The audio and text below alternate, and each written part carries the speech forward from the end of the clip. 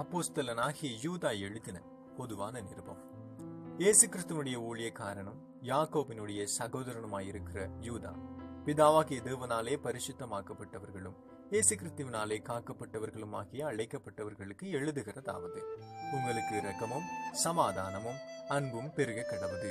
பிரியமானவர்களே, பொதுவான இரட்சிப்பை குறித்து உங்களுக்கு எழுதும்படி நான் மிகவும் கருத்துள்ளவனாயிருக்கையில், பரிசுத்தவான்களுக்கு ஒரு விசை ஒப்பு கொடுக்கப்பட்ட விசுவாசத்திற்காக நீங்கள் தைரியமாய் போராட வேண்டும் என்று உங்களுக்கு எழுதி உணர்த்துவது எனக்கு அவசியமாய் கண்டது.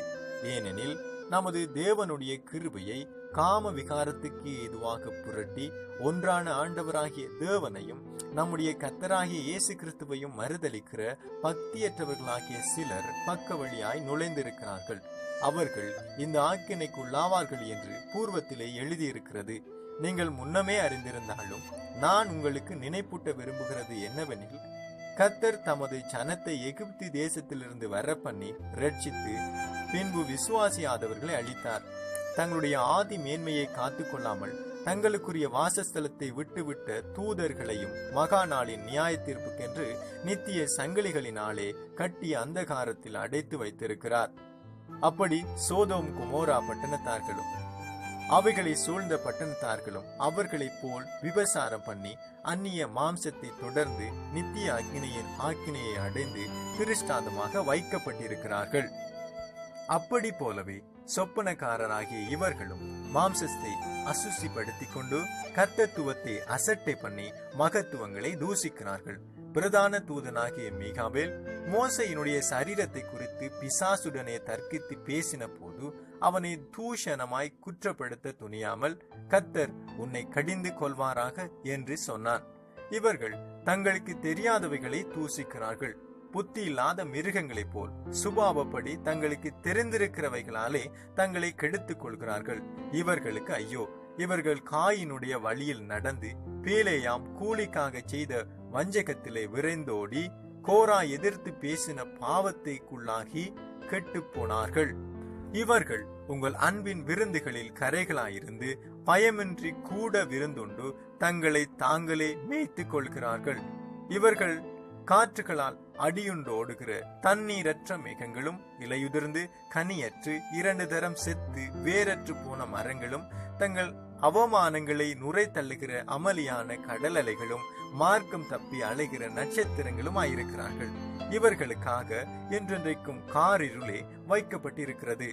ஆதாமுக்கு 7ஆம் தலைமுறையான ஏனோக்கு இவர்களை குறித்து, இதோ எல்லோருக்கும் நியாய தீர்ப்பு கொடுக்கிறதற்கும் அவர்களில் அபபக்தி உள்ளவர்கள் யாவரும் அபபக்தியாய் செய்து வந்த சகல அபபக்தியான கிரியைகளின் நிமித்தமும் தமக்கு விரோதமாய் அபபக்தி உள்ள பாவிகள் பேசின கடின வார்த்தைகள் எல்லாவற்றின் நிமித்தமும் அவர்களை கண்டிக்கிறதற்கும் 1000 தமது பரிசுத்தவான்களோட கூட கர்த்தர் வருகிறார் என்று முன்னறிவித்தார்.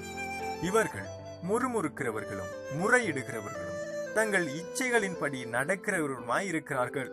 இவர்களுடைய வாய் இருமாப்பானவைகளை பேசும், தற்பொழிவுக்காக முகஸ்துதி செய்வார்கள்.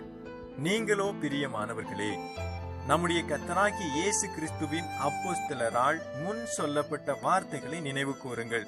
கடைசி காலத்திலே தங்கள் துர்மார்க்கமான இச்சைகளின்படி நடக்கிற பரியாசக்காரர் தோன்றுவார்கள் என்று உங்களுக்கு சொன்னார்களே. இவர்கள் பிரிந்து போகிறவர்களும் ஜென்ம சுபாவத்தாரும் ஆவியில்லாதவர்களுமாமே. நீங்களோ பிரியமானவர்களே, உங்கள் மகா பரிசுத்தமான விசுவாசத்தின் மேல் உங்களை உறுதிப்படுத்திக் கொண்டு பரிசுத்த ஆவிக்குள் ஜெபம் பண்ணி தேவனுடைய அன்பிலே உங்களை காத்துக்கொண்டு நித்திய ஜீவனுக்கு ஏதுவாக நம்முடைய கர்த்தராகிய இயேசு கிறிஸ்துவினுடைய இரக்கத்தை பெற காத்திருங்கள். அல்லாமலும் நீங்கள் பகுத்தறிவுள்ளவர்களாயிருந்து சிலருக்கு இரக்கம் பாராட்டி சிலரை அக்கினியிலிருந்து இழுத்துவிட்டு பயத்தோடே ரட்சித்து மாம்சத்தால் கரைப்பட்டிருக்கிற வஸ்திரத்தையும் வெறுத்து தள்ளுங்கள்.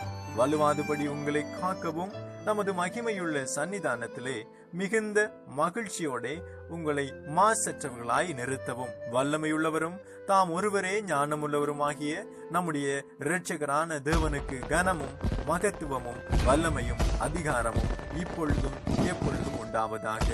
ஆமென். அப்போஸ்தலனாகிய யூதா